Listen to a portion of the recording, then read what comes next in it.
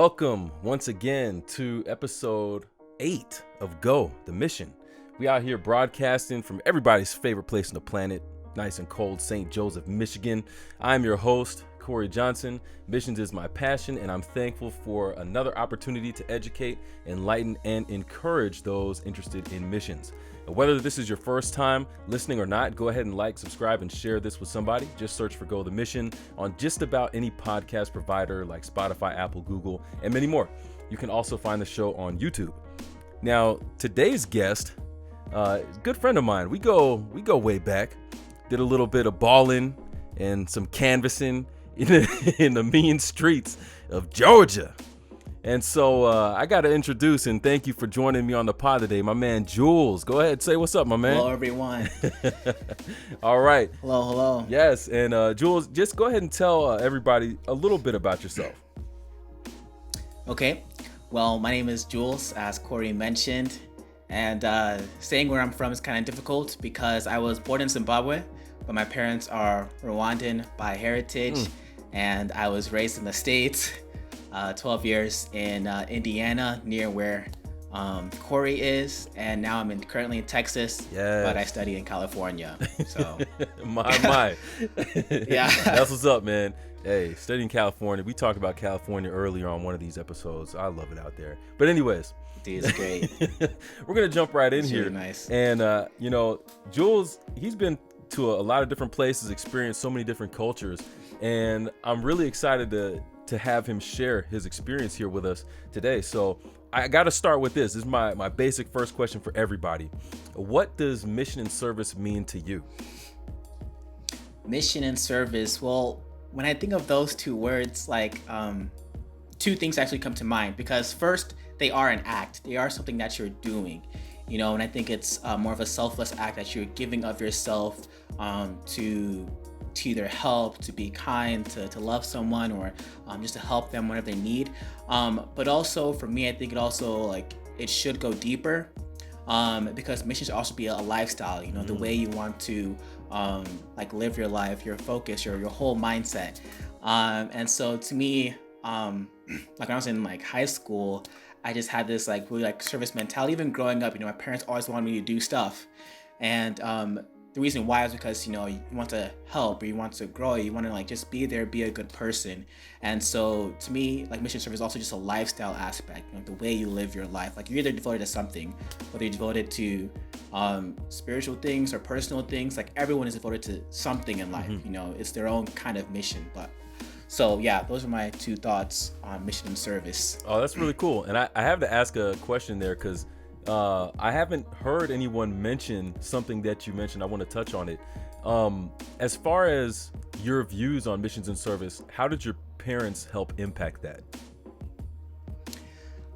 So one of the biggest ways was they got me active in the church. I was raised Christian, and just so from the beginning, they're always like, memorize your Bible verses, the Bible stories, but then in Sabbath school classes, you also do activities, or with adventures and pathfinders, you're always doing some kind of service. But also just a whole family was raised that mindset. I remember when I have 5 older siblings. Wow. And 1 younger, so I have a big family. And I remember in middle school when one of my sisters, Alita, she was taking care of us because she was done with her bachelor. She was staying at home for a little bit. And so she would take care of us a lot. And one thing she would say to me after I come back from school, she was like, "Jules, how did you bless the world today?" I was like, "What do you mean?" I'm like, That's tell deep. what do you mean? She was like, did you do something that was beneficial? Did you help with the dishes, because your parents work a lot, or did you just do something kind? Did you benefit? Were you a beneficial person or something, to the world, or are you just taking up airspace, So yeah, that was just one of the things that I just wanted in our families, just to give. Wow, that's awesome. I wish a lot more young people like you had that to say about their parents and their encouragement, because I'm not trying to rag on anybody, but it does seem like there are many young people who are content to just take up airspace. I'm just saying, Okay. I'm just saying. And, our tag for this podcast is to exist is not enough. We're trying to encourage people to get past just the idea of existing and being okay with that. So I'm saying that based on something that I've already said before. So this is not new. This is not news, people. All right. So, but definitely I'm glad to hear that, because I think that kind of influences what we need more of. Whether it's from parents to their kids or from friends to each other, in different friend groups, we can encourage our friends with things like that too. And I like that because it just gets people thinking, what am I actually accomplishing? Is it more than just surviving and just making it from day to day, or am I actually being a benefit while I'm here? And I love that concept. Right. Now, when it comes to your experience in terms of missions, we touched on canvassing. And you could tell us a little bit about that as well if you like. But I know that you spent some time out of the country as a missionary as well. So tell me a little bit about your different mission experiences. Okay, so as you mentioned, I've done canvassing. Actually, my first time canvassing was in church when I was growing up. I was I think 6th grade or something, and wow. one of the church members, Elliot, he was like, "Oh, we're gonna do it was called mega booking, back then." Right? That was not that long time ago. That's what it was called, mega booking. I was like, "What is this?" And my mom was like, "Oh, it's to raise money, because I was going to Christian school, and it cost money." And so she's like, "Oh, you just go and do this." And so I was 13 or 12, just going around knocking these doors in my city. It was kind of weird, and I was kind of scared, nervous, but that's where I kind of started with my canvassing experience. And I didn't do it at all until I was 17, my junior year, my first summer in Georgia, and just that whole experience with you and our fast team. Yes, the fast eight. Fast eight, right? During that time, I was, growing more spiritually, but canvassing is just different in the terms of you really see Jesus a lot, just daily, and answering prayers, getting through rough moments, you're scared, your heart is beating, but God still uses you in that. And so that's definitely an eye-opening thing. And there's many things that could go on with just being in schools, whether feeding the homeless, or I used to sing a lot. I still do sing, to the hospitals or nursing homes and different things like that. And then overseas, my first one was when I was a sophomore at Andrews Academy up there in Michigan. I went to Guatemala, and that was my first time overseas. And just to see people were excited, just to see that you were there, taking your time out of your spring break to go and just be a blessing. We went to an orphanage, and we actually sang at a soccer stadium to some people there in Guatemala, which is pretty cool. And then I went to the Philippines my senior year. Then after that, I got a call to go to Brazil after I graduated from my school in Oklahoma. And so I went to Brazil, and I was there for about 7 months. Doing missionary work. Wow. So you've been all over. You had a ton of different experiences. For some of those, it kind of sounds like, let's say for your canvassing experience in church, it's something that you kind of did because that's what everyone was kind of doing, right? And then I know going canvassing in a summer program, that's your choice. And it sounds like even these opportunities within Andrews Academy, which I got to give them a shout out because I didn't know they did stuff like that. That's really cool. And I'm glad they give young people the opportunity to be a part of something like that. But it doesn't seem feasible that it'd be an entire school, hey guys, we're doing this, so let's go. It seems like it would still be your choice to go there as well, right? Right, yeah. At Andrews, it's more your personal decisions, and if you're in choir, they let you go. And they also have other mission trips. But then at my second school, Oklahoma Academy, we were so small, between 30 to 40 by the 2 years I was there of students. And so we would go everywhere together, and they have a heavy music program.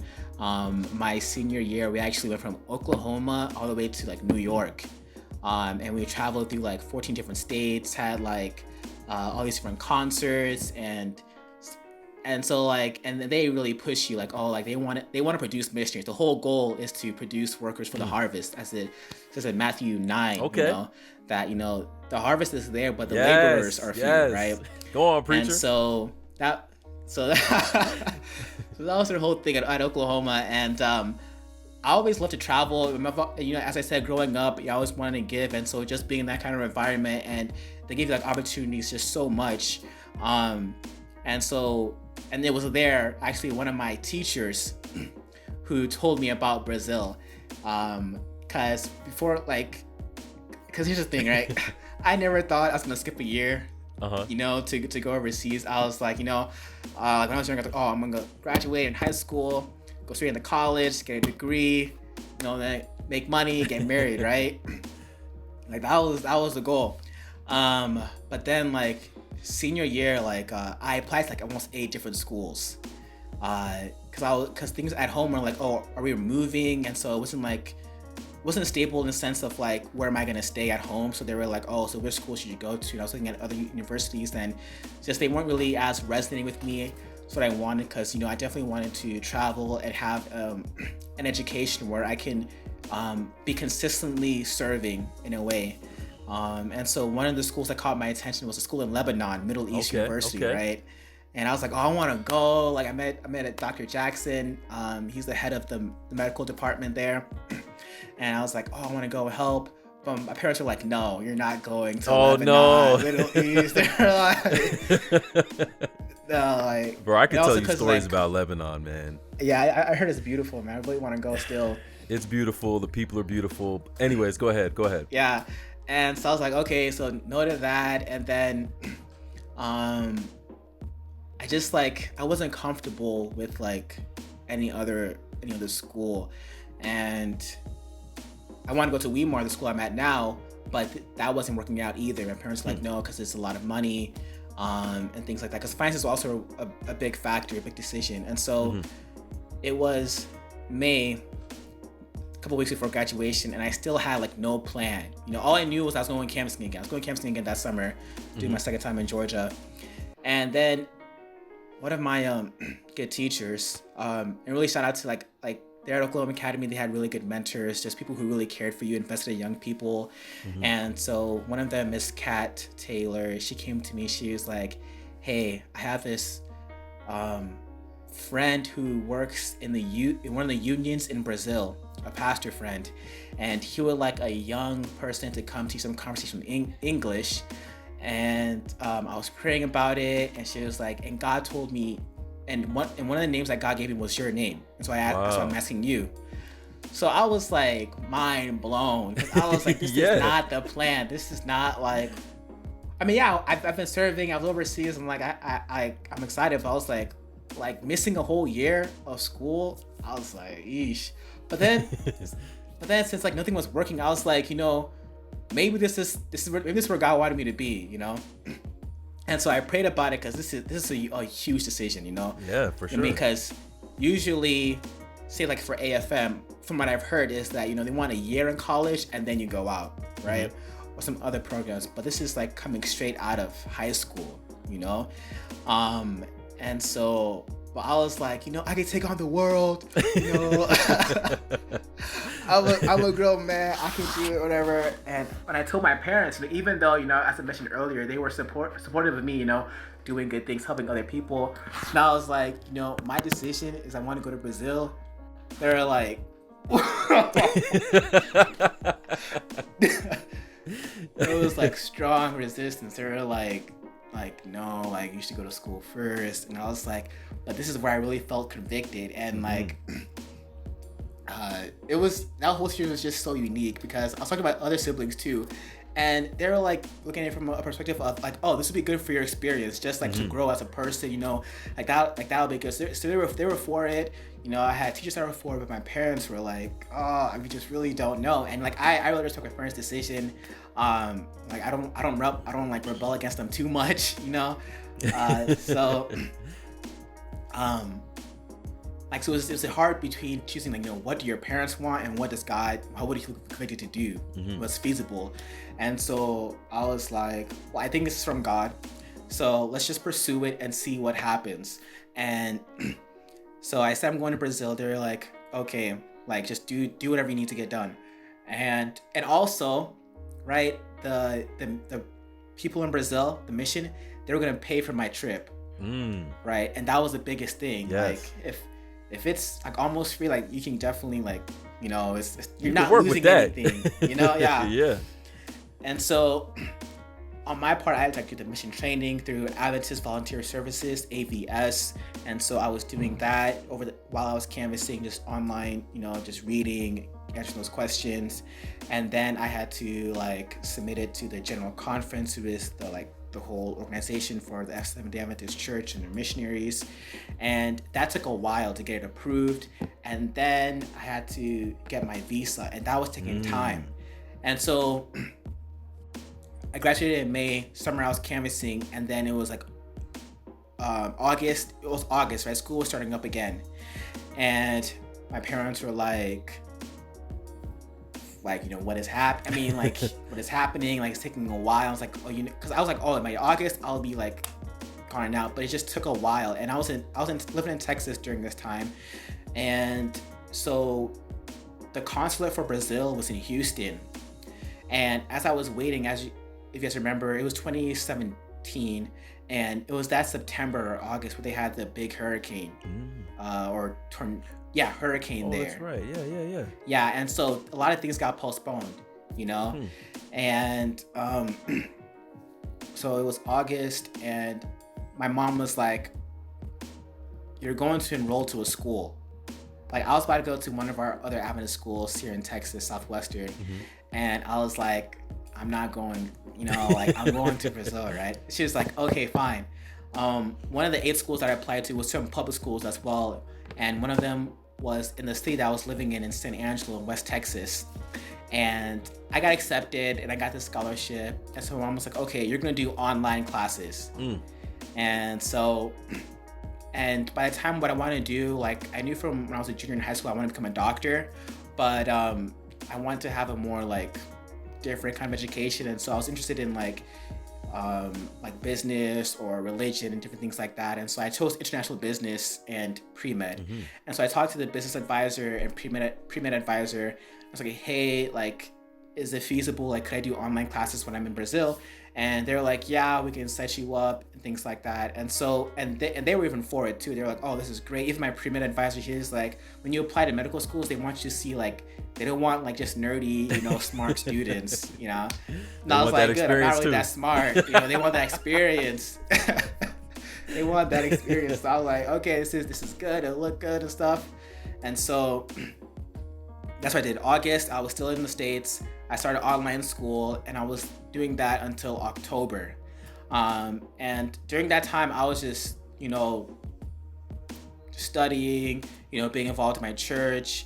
And I remember it was one of the church members asked me to teach their kids how to play piano, right? And so I began teaching piano for a little bit. And I remember I was in a piano lesson, and my dad calls me in October. He's like, oh, you got a package. And I was like, because he's the one that took me to the consulate. He was helping me like with the passport and stuff, the visa.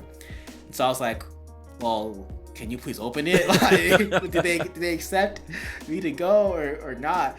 And so he opened it, and he was like, yeah, your passport is here, the visa is here. And I was like, man, that's crazy. And so I contacted the people in Brazil, because I've been in touch with them, because they were ready. Like, they were like, whenever you get the visa, Game like time. we're ready for you to come, you know. And so I contacted them, say, hey, you know, it's a Wednesday, like my visa is here, like I can fly now. And then I flew out a week and a half later. Wow. I just went to Brazil. And so that was the whole process of how I got there. It was like a journey in itself, but that's just the beginning. So I haven't even started my missionary work, you know. But yeah, it was a great process. It's definitely a learning experience, and you know, God taught me about patience. You know, just waiting. You know, and it was a good time for me to really just set up, prepare, and even like it helped with my college experience, with my education. able to like take time, study, get really involved in my academics before going out. So it was definitely a good time, even though it took longer than I expected. God's timing is always the best timing. That's right. And so yeah. So that's so cool, and it's really interesting because you mentioned that it wasn't something you were necessarily looking for. You kind of had the background of mission, so your heart and your mind are inclined that way. But you wanted to finish school. You wanted to just get done with it and move on to the next thing. And the medical field, boy, that's a mission field right there too. And those of you dealing with hearing all the stories going on with the virus and everything, that's how we know that doctors and nurses, that they're missionaries just as much as people who go overseas. That's facts. Man, That's you talk true. about front That's lines, true. that it is not a game right now. But I think it's so cool that you responded to a call, and even though your parents who instilled the mission in you were kind of giving you a little bit of resistance, you knew what you had heard, and you're like, hey man, we got to make this happen one way or another.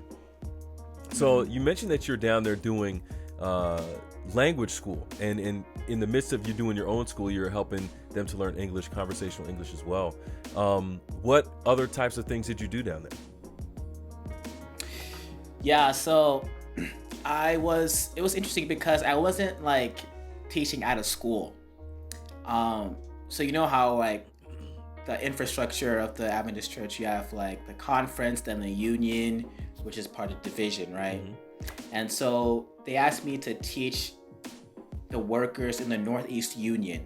So that's the administration, the president, vice president, all of them, and then their workers. Because I didn't know how it worked, but at the union, at least there, they had like architectures there. They had accountants. I know the names in Portuguese, but I have to translate.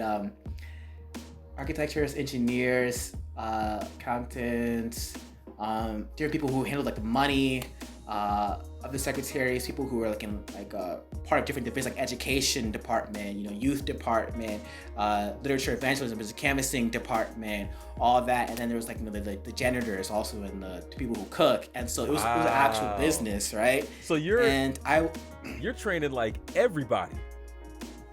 Yeah, and so the goal was to give private lessons to the heads, the administration, and then I give group classes to the workers if they're interested. I'll do two group classes, one like right after lunch for an hour, and then one the last hour right before they leave, and then private classes were in the morning or whenever, and then I would be studying during that time, and so.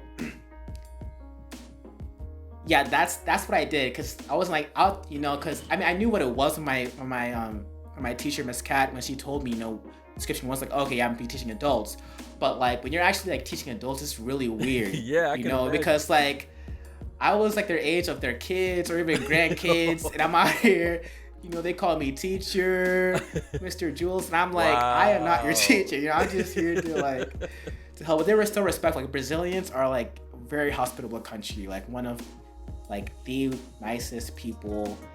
They were really welcoming, very family oriented, and like I was just welcomed like early on, really in people taking care of me and just providing for me, and they were just willing to help, and I like really like that, and so it's different than here, huh? Yeah. Much different, dude. It's much different. And so my life basically consisted of I would go there 5 days a week, Monday through Friday, and that's where I would stay there the whole day. I would study there, teach there, then I'd come back home, and another thing was I went by myself, which is also I think it's unique, because like usually like with AFM, with other things like, oh, you're going with other college students or with other people, right? Yeah.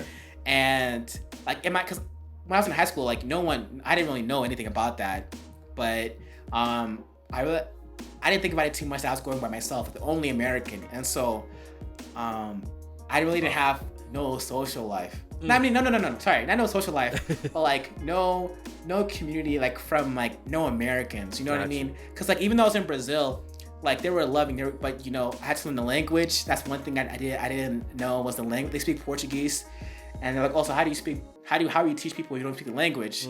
And so you just have to finesse. Man, You gotta. I never thought about that.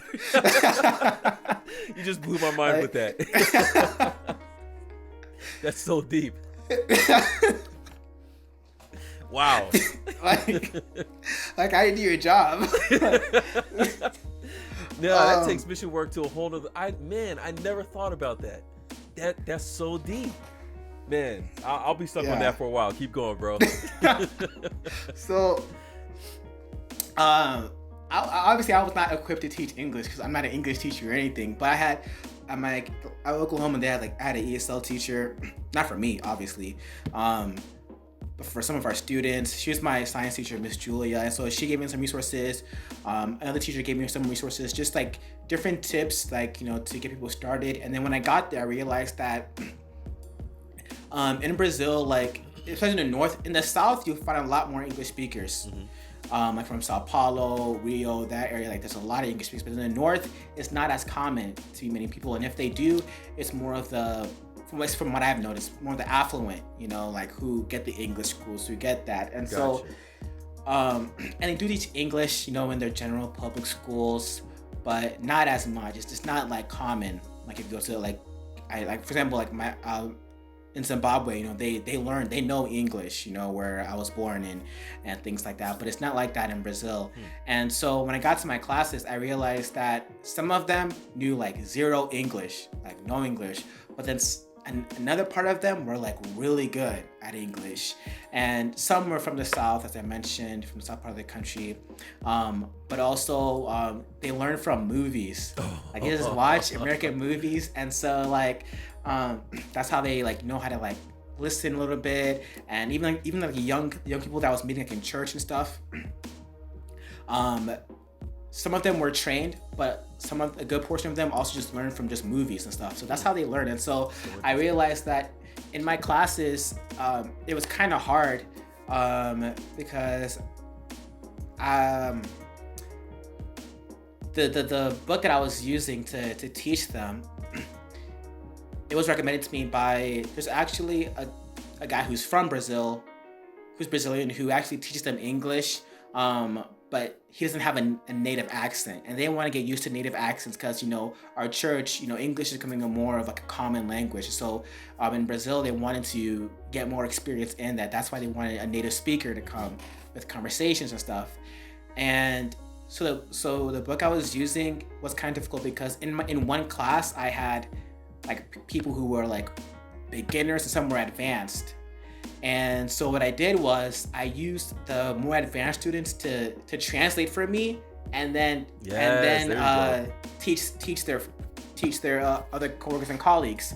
And so that's what I did, just find creative ways to do it. And then since I was never formally trained in the language, and that's one of the things I regret, because I was able to pick up the language by the time I was done, but I never really got taught how to speak full out Portuguese.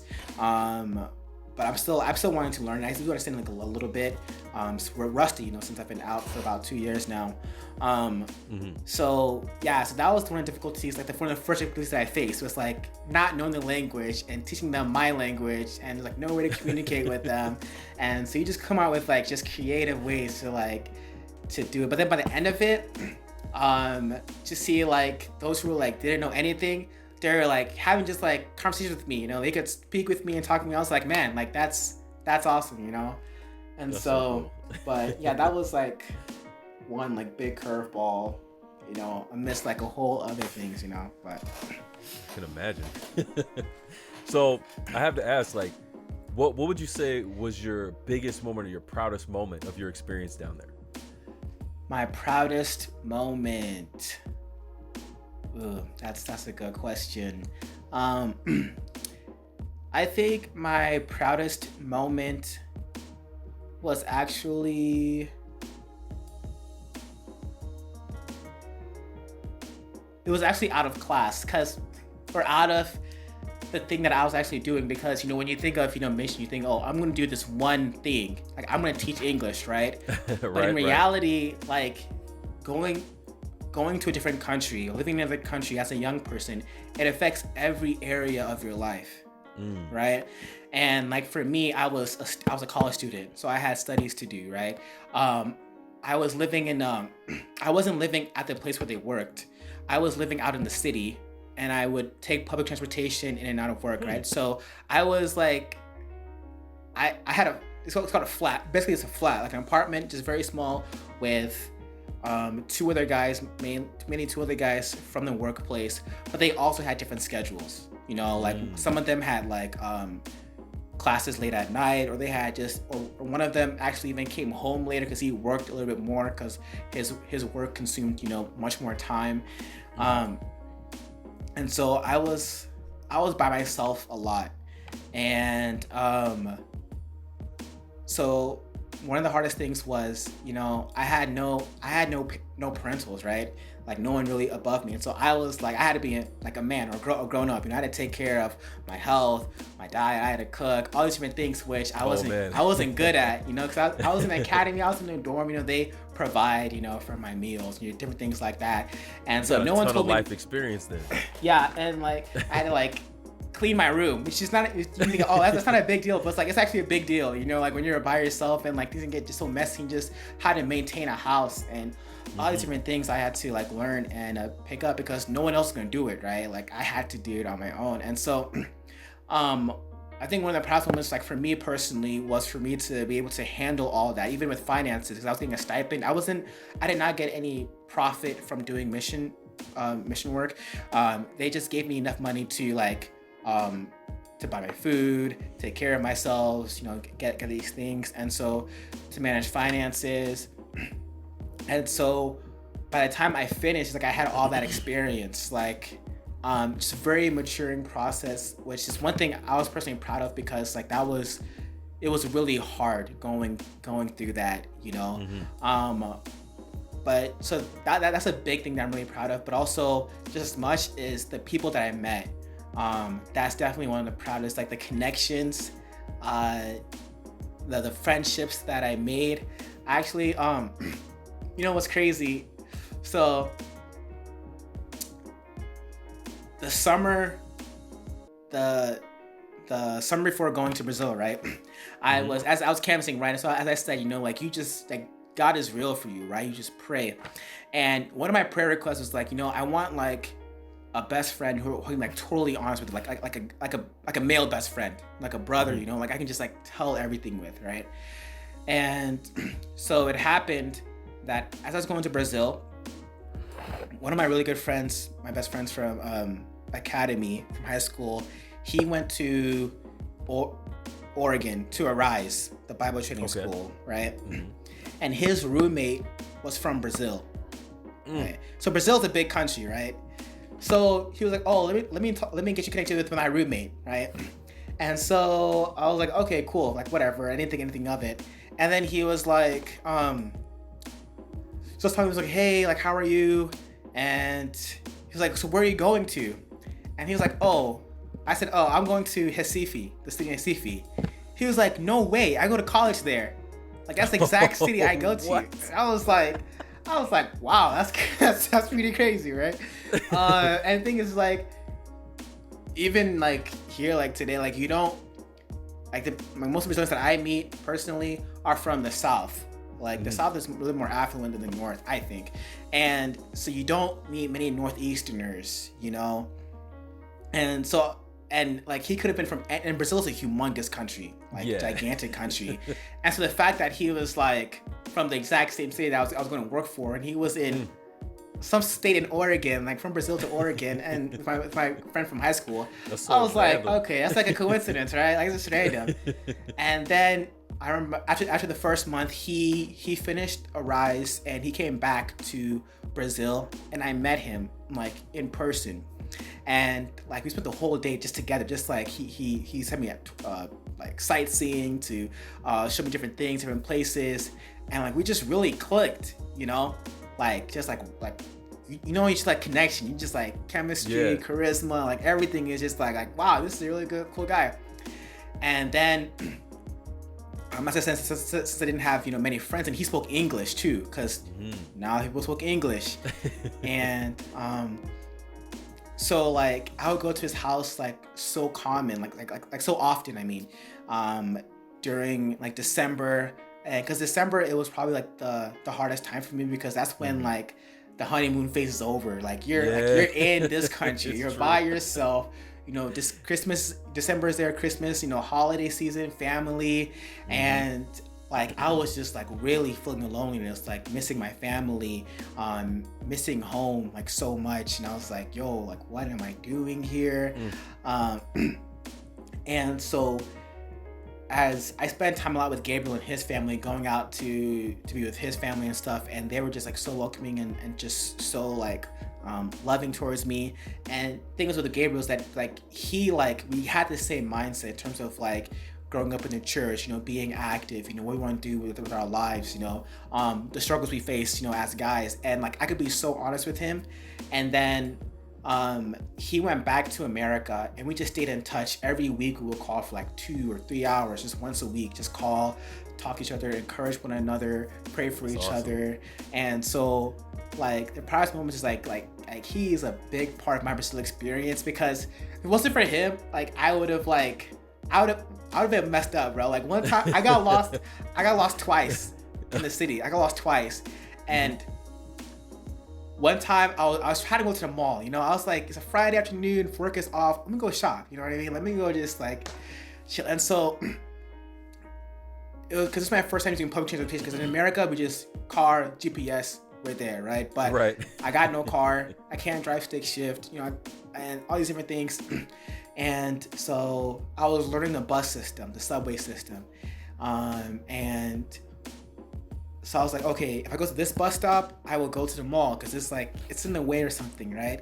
And so as I was in the bus, right, and because I'm in the city, right, as I said, and so I was in the bus, and I noticed like the scenery around me, and it was like getting more rural-ish, country-ish, like a little bit more like not as well developed, and I was like, that country mall. I think I'm going the wrong way. I looked at the map, I was going the opposite direction. Oh, and man. I was like, yo, I have no idea how to go back. And it was my first, like around my first month, I didn't speak English. And so I was so scared. Like, dude, I want to be lost in Brazil. No one's going to know where I am. I didn't tell anyone where I was going. So I just called my friend. I've called Gabriel. And I called Gabriel and say, hey, dude, like, I'm lost. I need help. He's like, okay, give me the phone to someone or whatever. And so I just gave him the phone to this guy. And he just started, like, talking with Gabriel, like, this is what happened. This is what it is. And so when I got the phone back, Gabriel said, okay, this is where you are. This is what's going to happen. This is what you do. And then you will go back. And I was like, he literally saved me. And then that was my second time, because one time, another time I was like trying to go to church, and I was also lost again, or I needed help.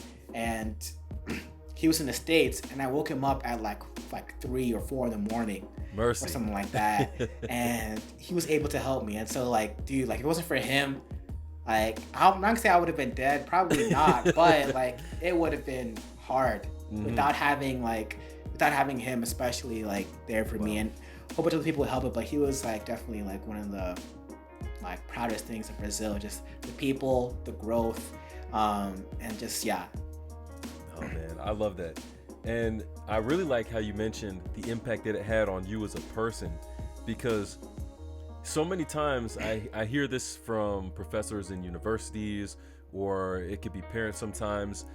They all look at a year or time as a missionary as a waste of time.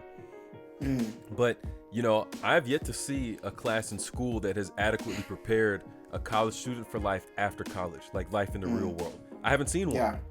But the mission field is probably one of the best ones you could ever do.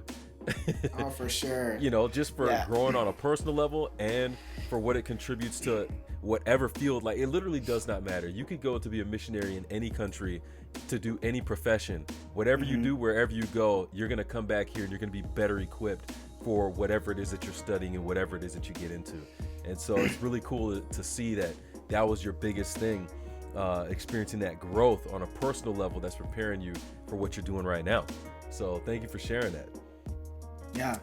Would you say that being lost like that, and a couple of things you mentioned were being lost and feeling like you wanted to be at home, and the homesickness, would those be like your roughest experiences being out there, or was there something like worse than that or harder than that you dealt with out there?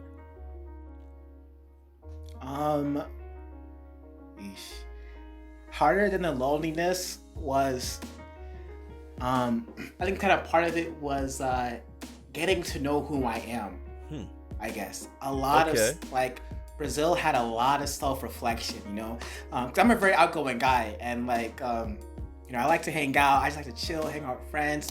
And you know, growing up, like my parents would always go to events, right? Like either church or family or weddings. Like we would like, our culture is very just family oriented, you know, want to support one another. And so, and I think with all of that, like you never really get to know like who are you as a person, as an individual.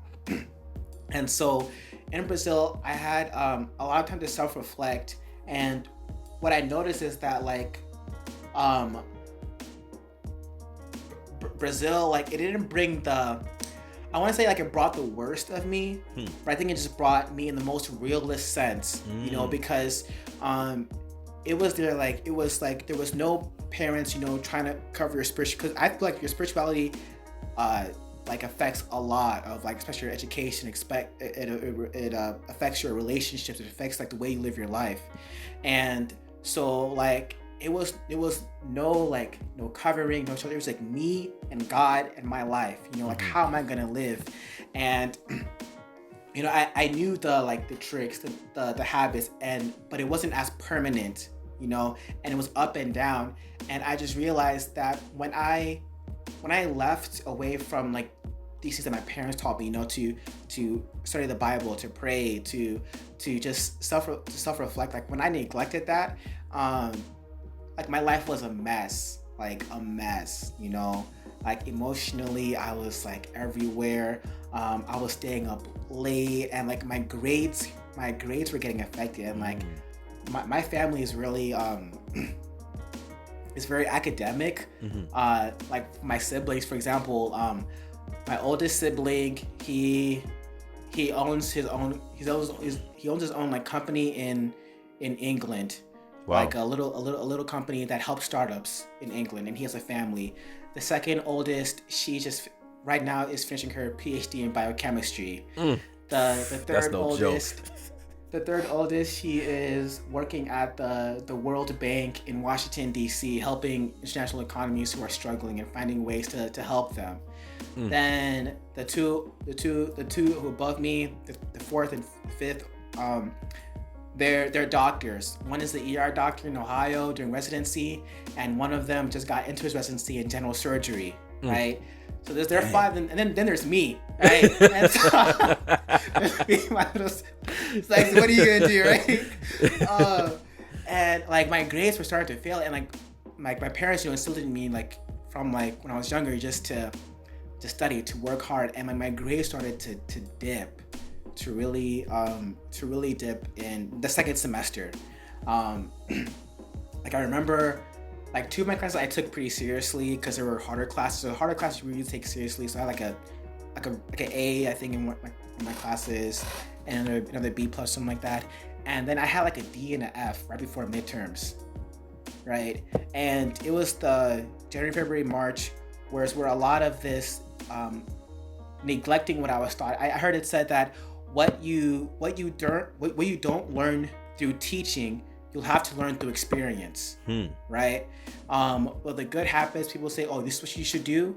Like if you don't take it up on them, like you're gonna have to learn that the hard way through experience and see for yourself. And so that's what I really, you know, faced. And so I had like a D and an F in my classes, and I was like, I cannot, you know, I'm a missionary, you know, like I'm supposed to be, you know, the spiritual person, you know, I'm a missionary, I'm doing this for Jesus, and yet I'm having this such a hard moment, like my academics are failing, you know, like I'm feeling lonely, I'm feeling depressed, I'm staying up, you know, watching things, you know, I shouldn't watch, you know, just wasting my time, you know, neglecting my health, all these things. And it was just so hard, and I was in such a humongous rut, you know?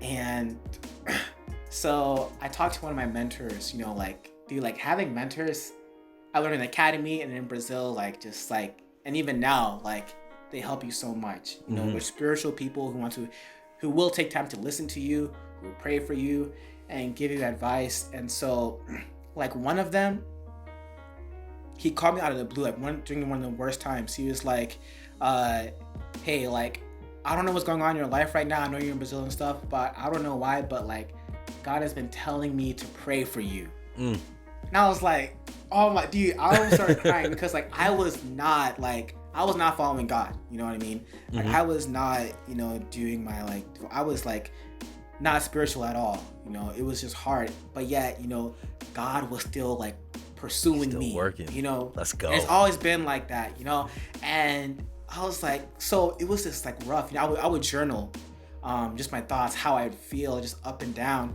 And then another mentor, he was like, you know, one way for you to get over this, you know, depression or spiritual stuff that you're going through is to, he challenged me, right? He said, I want you to go pick up trash in Brazil. And because I wasn't as fluent, he says, I want you to start speaking with people.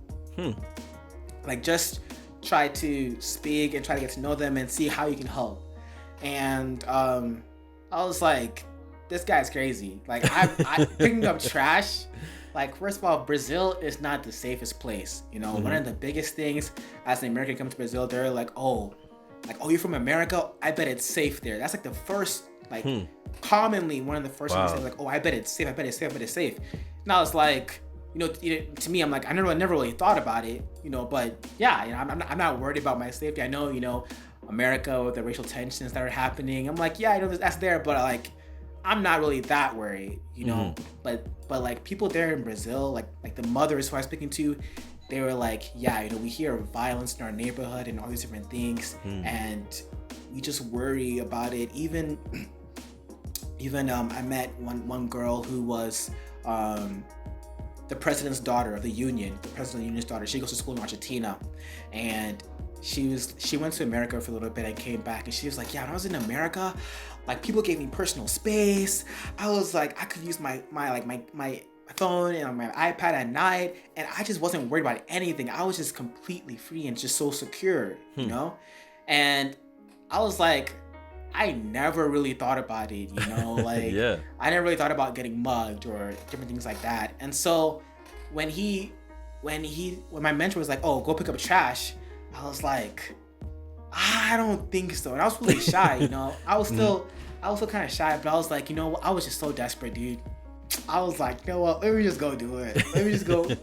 I got some gloves, some plastic gloves, and I just started going picking up trash. And like, I started meeting some people and just trying to talk with them. I would cheat. I would use my Google Translate on my phone and be like, hey, this is what I'm like. This is like, how are you? Try to speak and stuff.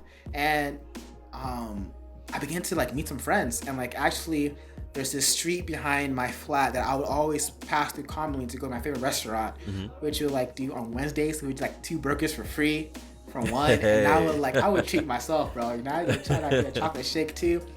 Anyways, there was a guy who like helped people park, right? And I'd always pass by him, and so he spoke a little bit of English, and he was actually Christian, and I began to just talk with him and stuff like that. And I was like doing that, but then like just picking up the trash, I want to talk about that first. Like it really humbled me because, you know, when you're picking up trash, you think about the dirt, and then, you know, all these spiritual ties, like how Jesus, he came to, he didn't just come to pick up the trash, he became the trash. You know? He became in our flesh. Why? Because he loved me so much.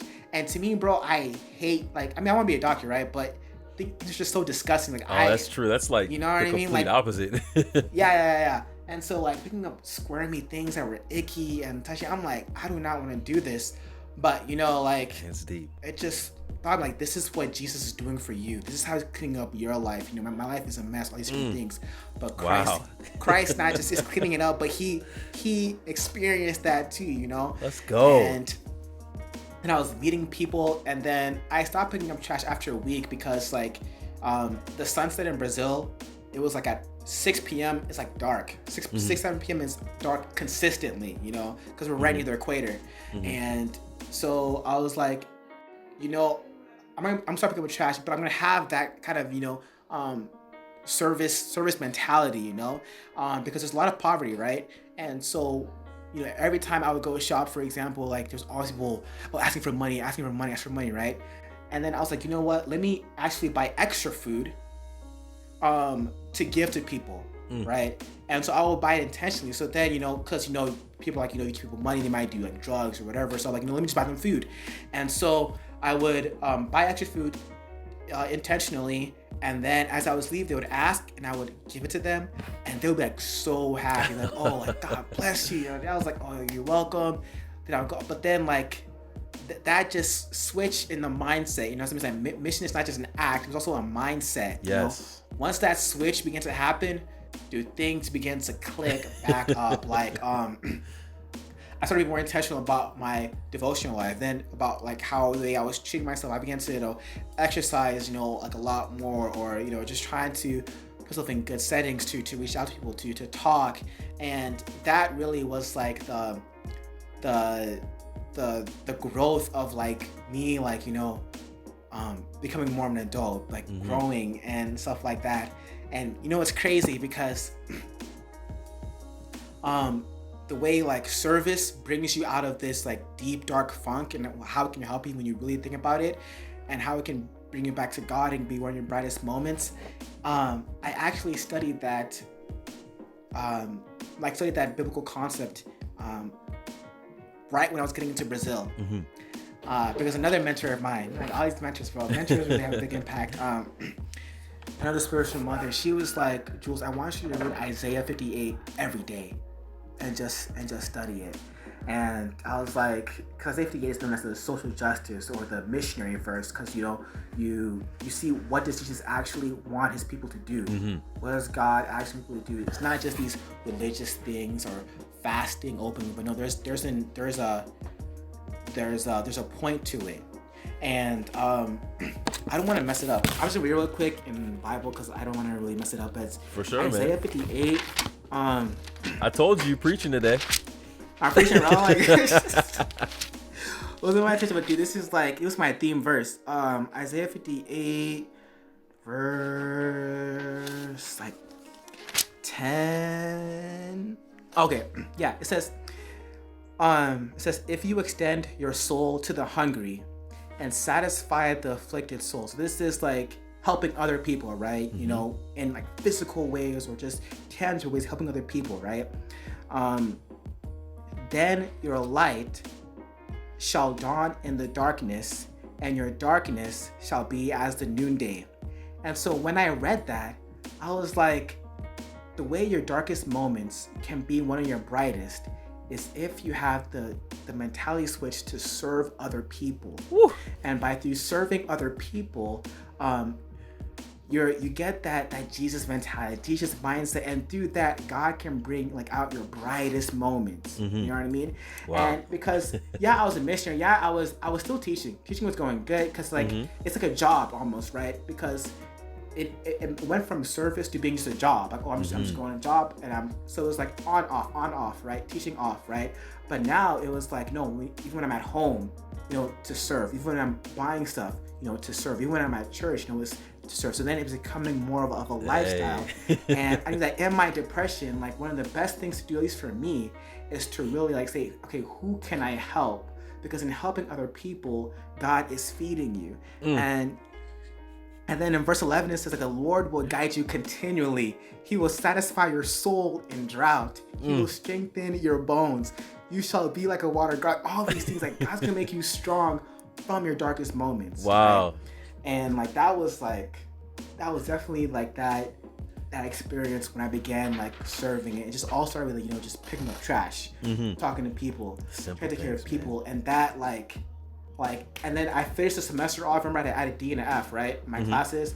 I finished the semester off with I think I had 3 A's and a B, or Let's 3 A's go. and a B plus. Let's go. Right, and so that was good. Like my health goals were good. I was playing ball in Brazil. Bring it back. I was playing basketball. I was playing. I was just eating better. I was cooking, dude. I could not cook. Right.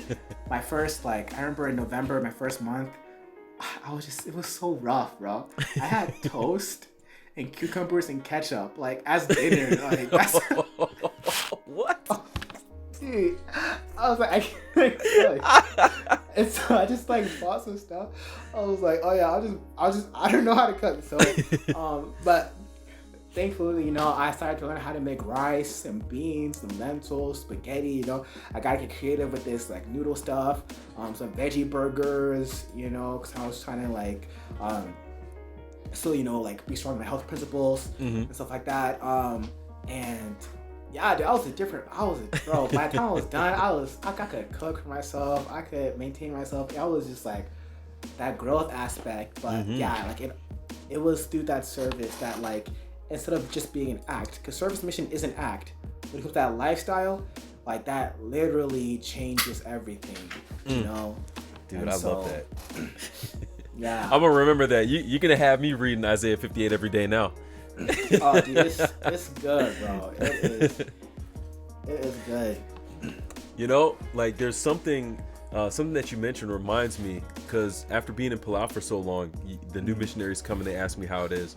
And I'm not one to be politically correct, and I tell them how it is. And one of the first things I tell them is, you know, you're gonna get to see the worst version of yourself. Like, you're gonna get to see the realist version of yourself, and you're gonna have to make a decision.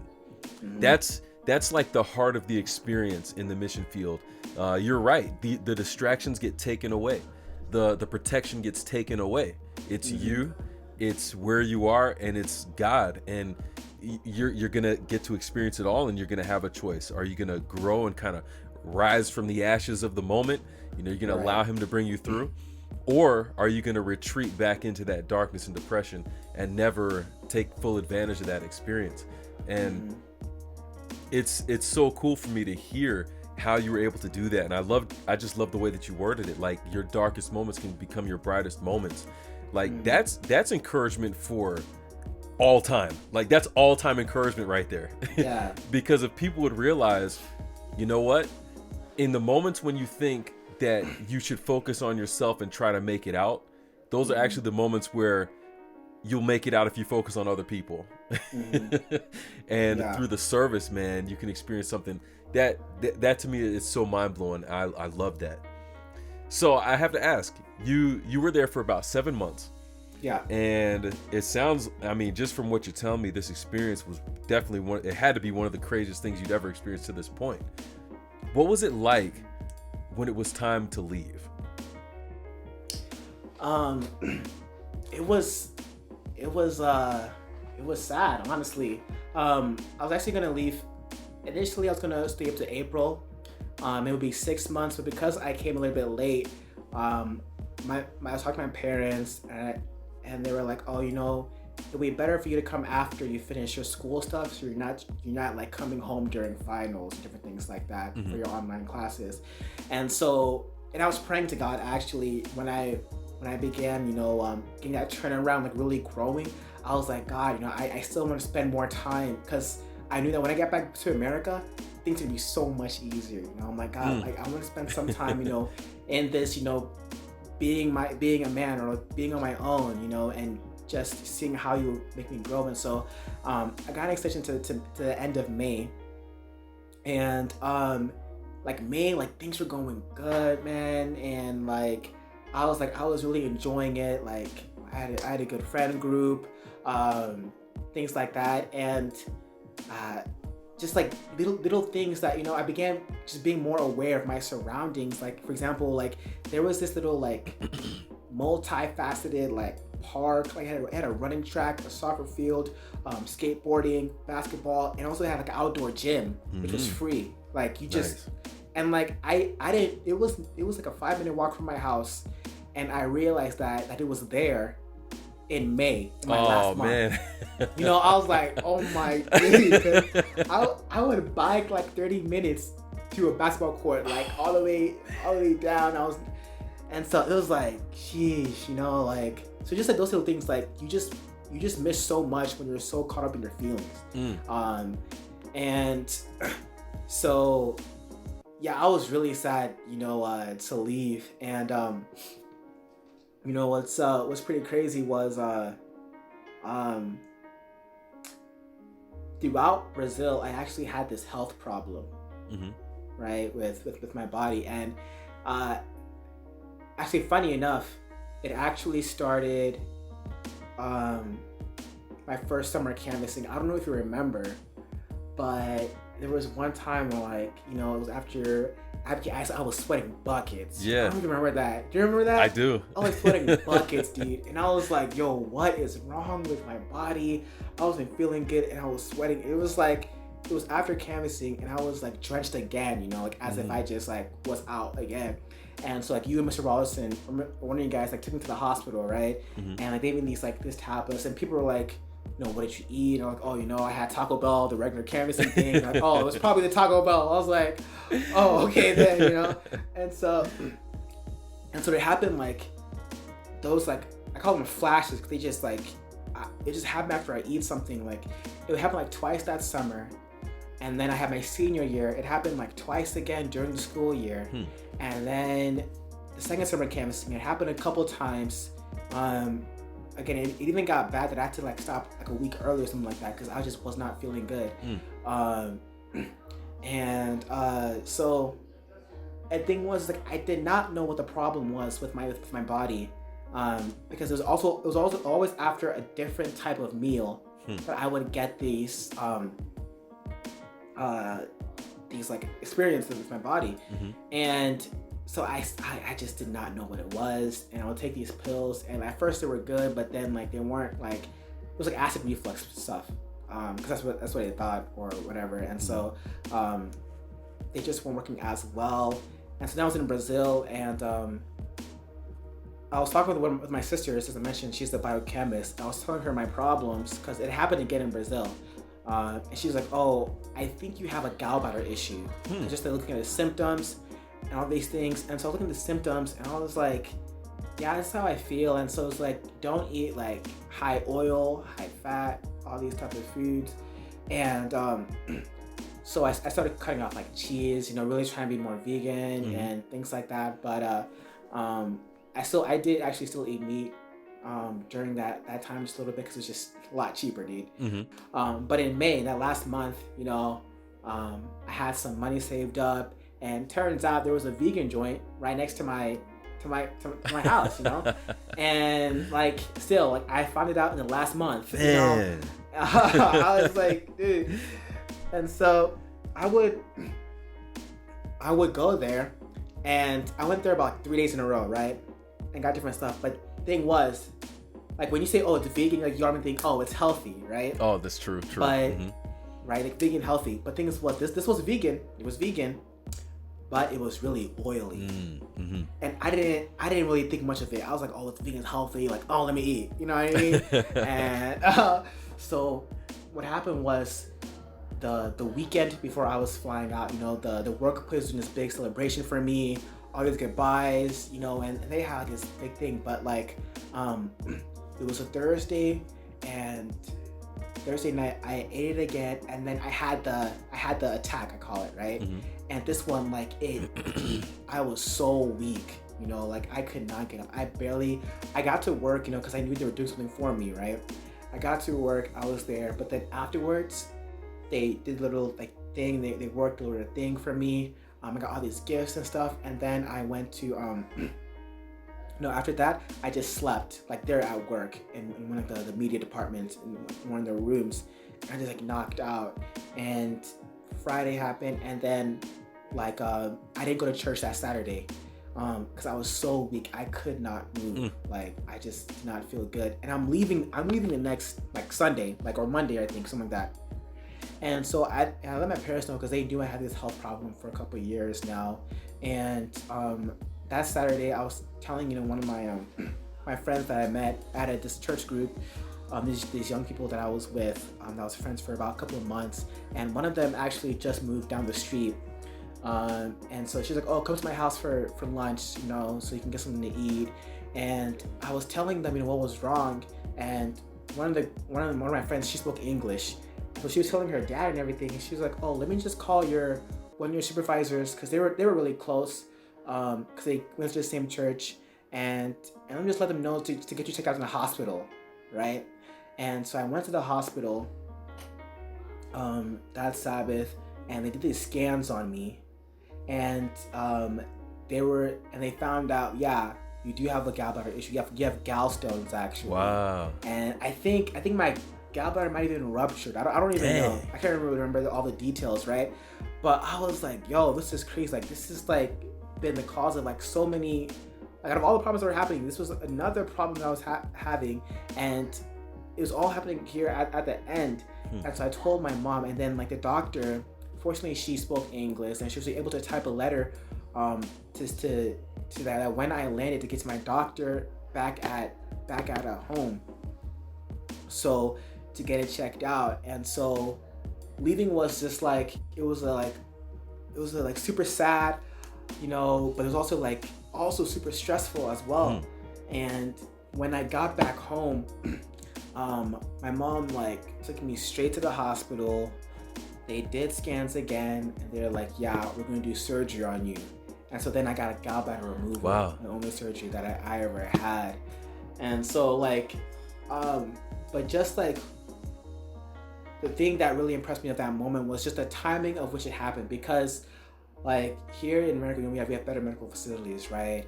And even though it was hecka expensive, like super expensive, but fortunately the Adventist Volunteer Services, they were able to, since I was an employee or under their health insurance, they were able to cover some of it, which I was very fortunate, you know, to do, you know what I mean? Yes. And my mom was able to pay it off, and I got all the things. Praise the Lord, man. And thing was like this problem could have happened any time during my time in Brazil. You know what I mean? And like, I believe that God protects me the whole time, but like, even though like when I made mistakes, like God was still able to like make it in a way that, you know, when I was in such a critical condition, that everything went smoothly in terms of like the way I was able to recover, to do well, because I never went to the hospital at all in the last 2.5 years I had these problems. It was until that time in Brazil as I was leaving. And so like from the beginning, from the pre-beginning, during, at the end, God was just in control of everything, you know, being able to connect with the right people, with my friends in Brazil, with my supervisor, and they were just, you know, so loving, so caring. Like, all the right pieces were there to just help me in my transition coming back to America. And so that was also like a big thing that happened at the end. It was just like, wow. It's so crazy. That is crazy, man. Like, I didn't know all that. I didn't know all that at all. Yeah, actually, I forget sometimes that I had it. I was like, oh yeah, I had a gallbladder surgery, you know? Wow. So you got to tell me how all these different experiences that you've had there, like, how have you seen them benefit you where you are now in life? Now? Well, I definitely think that Brazil has just changed everything in just terms of like my outlook, knowing who I am as a person, my weak points, and all these different things. And so I'm a lot more aware of my weak points. And when I do fall into ruts, which I still do, you know, like this year, I mean, I think it's a tough year for everyone with all these changes with COVID and the crisis, and it's impacted me not in a health way, but just in like just my life and the way I live life. And now that I've known like these certain ruts that I get into are much easier to detect, and it reminds me just to what my mentor says, you know, like when you fall in, or when you've like stumbled into Christianity, just go back to where God was with you last and go from there, you know. And so it's easier for me to like overcome, I guess I can say, like, overcome those weak points that I have, and it's easier for me to like be more self-aware. And then now it's just, dude, it's just much easier to live in America. Dude. Like I'm back again. I'm back home. Like I'm in college in a dorm, and like things are just taken care of me, so I don't have to worry as much. I just work about school and work, which I did that in Brazil, plus many other things, just handling myself and my life. And then I think, you know, I was a social person, you know, before, but like just the way I'm much more sensitive with other people, because I just felt so much love in Brazil, and like the way God, like really people helped me through it, you know, God used people to help me do it. And that's what I want to do to the people too, you know, like I just want to help other people. And so like I like hanging out with people, spending time with them. And even when I got back from Brazil, like I was just talking to everybody, man. Like I was like, hey, how are you? I remember like in my city that I was in West Texas, San Angelo, there was this like this smoothie place, you know, that I would go to, and I made friends with him just much easier. And I was able to share my experience, you know, because when I share my experience, people are really open to it, about who I am, and I was able to share more. And it was just weird because like I feel like I don't want to sound like, you know, boastful or anything, but I definitely matured in the sense of like in the understanding of how life is. Life can be really hard, you know, and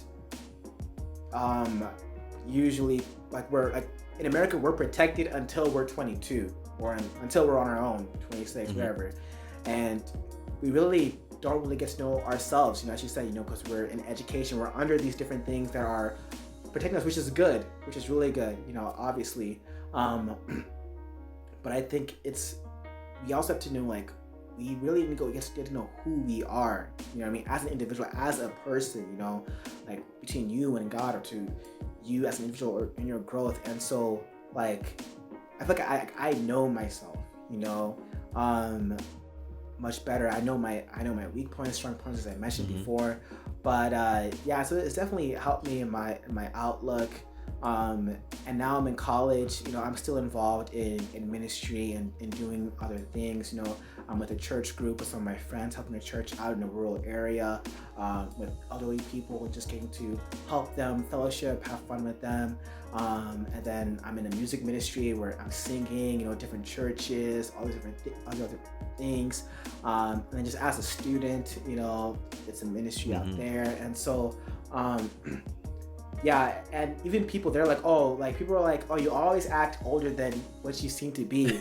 And people always keep on saying that. And I was like, I'm just, like, I went to Brazil when I was 18, I turned 19 there, and now I'm 20.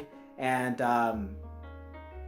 but like, I'm really blessed, you know, to have the life that I have, and God's giving me opportunities. I'm just really, like, all glory goes to Him, you know, for it. But, I mean, I'm still immature in a lot of ways. I know that for a fact. Hey, we all got room to grow. It's all good. Yeah, but just that experience, and it's really I can just be able to talk to people a lot more easier because of like the hardship that I went through, and just being more sensitive. I think it really brought that out a lot more, being more sympathetic and empathetic with people. And because knowing what my loneliness was, like I don't hate being lonely. I think being alone is not a bad thing, but loneliness is. You know what I mean? Yes. And there's a difference. And so, struggling my loneliness, like, it really, like, just made me want to be a better person, just to love other people more, be more kind, be more patient, because, you know, sin has affected all of our lives. It's hard, it's tough. But you just have to spread that love. And so like that's one of like the big things that has changed, you know, in all my relationships with my family, and just going through something like that, like you feel like a soldier who just went through some kind of war, you know what I mean? And when you come back home, like people respect you, like, oh my goodness, like you survived, like, you know, like you made it, dude, like, you know, like you did good. I was like, thank you. No, I know there's the hiccups. I could have done it better. Like, obviously, things I would have done better. But like, when there's growth, like that's really what. That's what it's about. Well, yeah, it's about exactly. That's what I'm talking about, man. So it's been really encouraging to hear your experience and inspiring to me too. Brazil is definitely a place that I know I need to go and serve down there. I gotta experience it down there. So many different places I want to go serve. Good grief. But my final question for you today is this: if there was any word of encouragement that you could give for those considering the mission field, what would you tell them? Well, first I would tell them, like this, it's a serious decision, but I think if God is leading you there, like God's going to take care of you in ways that you cannot imagine unless you go. And I would highly recommend almost everyone to take a year off, to do some kind of service, because you'll just grow. You'll be with connection with God will be so much stronger. Yes, you're gonna face some serious trials, but as humans, like that's how we overcome. It's going through these experiences, seeing how God can overcome in our lives, and that it's definitely one of the best decisions to go. And so if you're in that place right now, feeling convicted to go, I would just say, like go and do it. Like it's gonna change your life in ways that you just cannot imagine. And even maybe still today, there's some things that I just haven't realized yet, that hasn't improved me in ways that I cannot see, but yeah, it's an amazing place, amazing place to be in. And yeah, I would just say just go do it. Like it's so good, dude. That's what's up. Jules, thank you so much for sharing your experience with us on this episode of the podcast, man. Dude, thank you for inviting me, Corey. I really appreciate this, man. I'm definitely a fan. I really like what you're doing, and thank you for having something like this for us to grow. Because even just having this conversation with you, brought a lot of good memories that I don't really think about a lot, but I should probably, so I can become a better person, and like continue to grow. Because it's easy to get stagnant, you know what I mean, especially when you're in a safe bubble. And so just reminiscing on the experience of Brazil, like shows that even right now where I'm at, like God can still do amazing things. There's still like much more ways to grow. So I appreciate having me on. Of course. Thank you so much. God is good, man, and hopefully we're gonna keep on doing this for a long time. Amen. For sure, bro. Yes, sir. For all you guys listening, I gotta thank you for spending some time with us on the pod. Thank you for listening to this episode of Go the Mission. Once again, this is your host, Corey Johnson. Just want to remind you that every other weekend a new podcast will drop, and on whatever platform you're listening to, like, subscribe, and share so we can continue to get the mission out there. If you have any questions about missions or you're wondering how to be a missionary, let me know. You can reach me by email using gothemission@gmail.com, or feel free to drop a comment or a message through social media or YouTube. And finally, remember, to exist is not enough. We out here to be out here. Until next time, peace.